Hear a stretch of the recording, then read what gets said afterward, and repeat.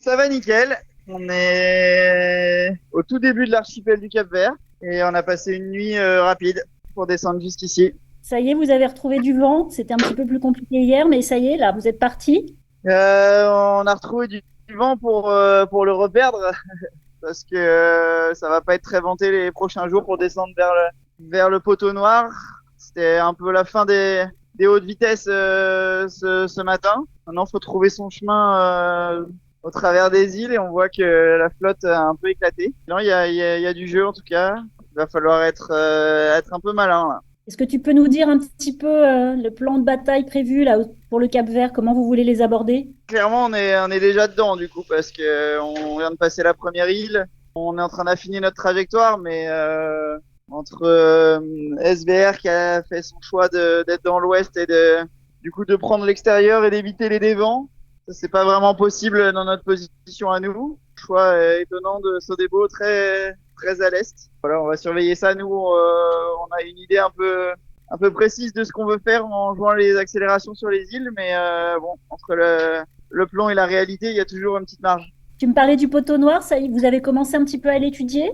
Ouais, bah, on essaye de trouver où est-ce qu'il va falloir se présenter parce qu'une fois qu'on est sur le dernier bord bâbord, on n'a plus vraiment de point de retour pour changer de position. Donc, on essaie de regarder par où faut rentrer, de faire un peu une cuisine avec les infos météo qu'on a pour trouver le meilleur, la meilleure zone pour le traverser. Mais c'est toujours un peu, on sait que la fiabilité des modèles météo dans cette zone-là, c'est toujours un gros doute. Donc, quel poids mettre là-dessus j'avoue que là, on se concentre sur bien sortir du Cap-Vert, si possible mieux que nos petits copains, et puis après, on affinera le poteau noir. Qu'est-ce que tu vois autour de toi? Est-ce que j'imagine que c'est joli ce que tu as autour de toi? Vous avez du beau temps?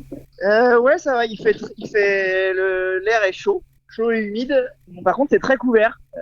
Il y a le soleil qui pointe à travers les nuages, mais c'est très gris sous mon vent. Donc, il y a la première île de l'archipel, là, qui est pas très haute, l'île de Salles, et un peu plus bas, les autres îles.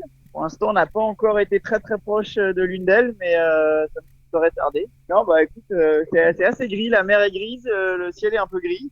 Mais bon, ça glisse encore bien. Là, il y a un taux qui barre juste à côté de moi.